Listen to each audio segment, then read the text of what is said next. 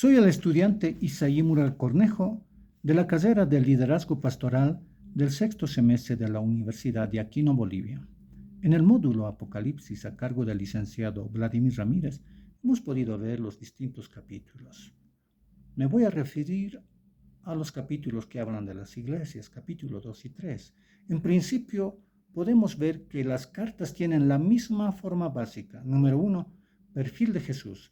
El Señor se presenta con ciertas características derivadas mayormente del capítulo 1. Número 2, radiografía de la congregación. Jesús diagnostica la verdadera condición de cada congregación, les felicita y les amonesta. Número 3, llamado a escuchar. Dice, quien tenga oídos, que oiga. Y número 4, promesas al vencedor. No importa cuál mal puede estar una congregación, el Señor les exhorta a ser fieles y promete grandes galardones al vencedor en cada lugar. Estas promesas casi se cumplen al final del libro en los capítulos 20 al 22. Permítanme referirme a la iglesia de Pérgamo. Pérgamo era una iglesia fiel, pero infiltrada. Encontramos prácticamente en el capítulo 2 del verso 12 al 17. Pérgamo era la sede más poderosa en Asia del culto al emperador, como vemos en el capítulo 2, verso 13. Dice, el trono de Satanás. A lo menos un creyente de Pérgamo, de nombre Antipas, había muerto por la causa del evangelio. Aunque la congregación ha sido fiel, está infiltrada por una doctrina de componenda con la idolatría del imperio. A esta herejía, Juan da 3 nombres. Doctrina de Balaam, capítulo 2, verso 14. De los Nicolaitas, capítulo 2, verso 15. Y de Jezabel, capítulo 2, verso 20. Esta herejía enseña que se puede contemporizar con la idolatría para salvarse la vida o la fortuna. La ciudad tenía 3 motivos de fama que parecen tener un peso sobre el mensaje a la iglesia. Número 1, Pérgamo era una ciudad situada en una cima, en una gran montaña, y los ciudadanos de la ciudad podían ver y contemplar el mar Mediterráneo a unos 25 kilómetros de distancia. Para el viajante que se aproximaba, la ciudad lo impactaba con una sensación de asombro estatal y de autoridad real. La iglesia tenía una imagen de donde mora Satanás, por lo cual iba a sufrir la persecución en manos del príncipe de este mundo. Número 2. Pérgamo era uno de los centros culturales y religiosos del mundo. Había sido una ciudad capital durante aproximadamente 400 años. Su biblioteca era la segunda después de Alejandría, de Egipto.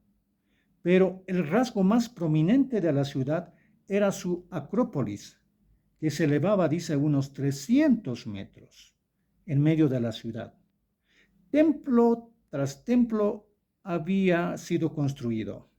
Había un templo a Asclepio, un dios de sanidad en forma de serpiente.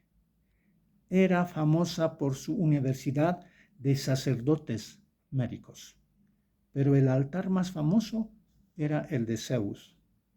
La iglesia sabía qué significaba vivir en una sociedad pagana, como si el trono de Satanás estuviera allí. Sabían que iban a ser perseguidos, pero también sabía que iban a poner su fe en el Señor con la espada de 2 filos. Sabían que Él iba a proveer el maná espiritual verdadero y garantizarles un nuevo nombre en el futuro, de acuerdo al versículo 17. Número 3.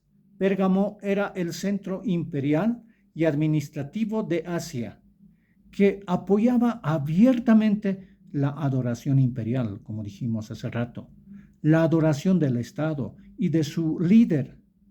Lo que sucedió fue esto. La conquista romana del mundo había traído, por supuesto, paz, por el cual se podría asegurar con mayor facilidad el alimento y el comercio. La vida se volvió mucho más fácil y más cómodo para algunos. Como resultado de ello, surgió un espíritu romano en muchas áreas, y el gobierno romano capitalizó este espíritu unificador y lo comenzó a centrar en el emperador César. Gradualmente, el gobierno construyó templos, altares, imágenes en honor al César, y él se convirtió en un dios. Finalmente se proclamó una ley que requería que todo ciudadano del imperio fuera al templo una vez al año, se inclinara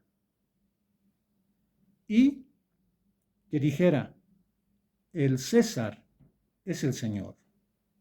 Para demostrar que un hombre había realizado este acto de lealtad a Roma, se requería un certificado por escrito que estuviera en su posesión.